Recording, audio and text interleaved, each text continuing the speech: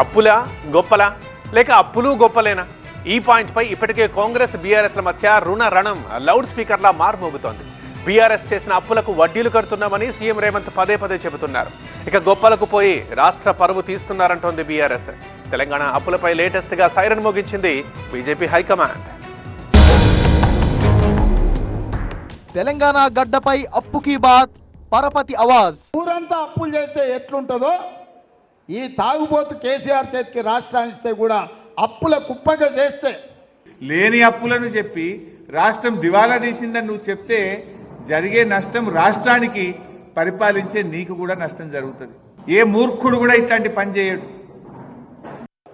దొందు దొందే, రెండు ఒకటే, ఒకే తాళ్ళు ముక్కలే, ఒకే డీఏ, కవల పిల్లలు. కేసీఆర్, రేవంత్ రెడ్డి కవల పిల్లలు లాంటి వారు. అది అప్పుల వార్. ఇక టార్గెట్ తెలంగాణ అంటూ వ్యూహాలకు పదును పెడుతున్న BJP one shot two birds అన్నట్టుగా బాణాలేస్తోంది. అప్పులు చేయడంలో రేవంత్ రెడ్డిది రికార్డ్ అంటూ వ్యంగ్యాస్త్రాలు వేశారు బీజేపీ జాతీయ అధ్యక్షుడు జేపీ నడ్డా.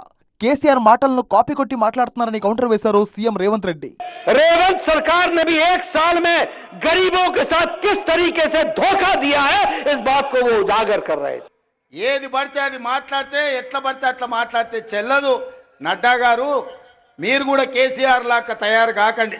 కేసీఆర్ మాట్లాడి బీఆర్ఎస్ వాళ్ళు మాట్లాడిన ప్రెస్ మీట్ల కాగితాలు తీసుకెళ్ళి ఈరోజు ఈటల రాజేందర్, కిషన్ రెడ్డి గారు అవే నకలు కొడుతురు. పెద్దోళ్ళు చెప్పారు నకలు మారనేకే లియే భీ కుచ్ అక్కలు రహనా చాహియే అని.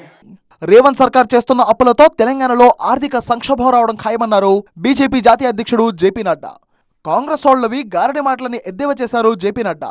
తెలంగాణలో కాంగ్రెస్ చేసిన అభివృద్ధి, సంక్షేమం బీజేపీ పాలిత రాష్ట్రాల్లో చేశారా, చేస్తే లెక్క చెప్పాలని సవాల్ విసిరారు సీఎం రేవంత్ రెడ్డి. ये कांग्रेस वाले मदारीगिरी करते हैं, मदारीगिरी.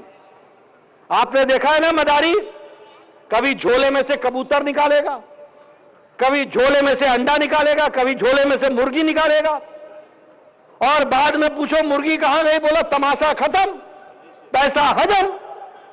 यही रेवंत रेड्डी करता है. అయ్యా నడ్డా గారు, మీరు మా అడ్డ మీదకి వచ్చారు. అడ్డగోలుగా మీరు మాట్లాడకండి.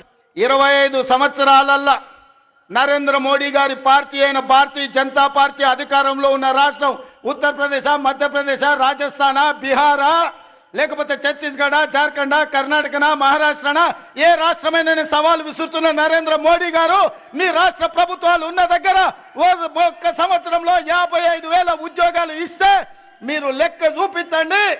ఢిల్లీ నడి బజార్లో మీకు క్షమాపణ చెప్పి తల వంచుకొని నేను వస్తా. ఓవైపు హామీల అమలు, మరోవైపు అప్పుల వడ్డీలు కేంద్రంగా అధికార విపక్షాల మధ్య మాటల యుద్ధం రోజురోజుకు హిటెక్కుతోంది.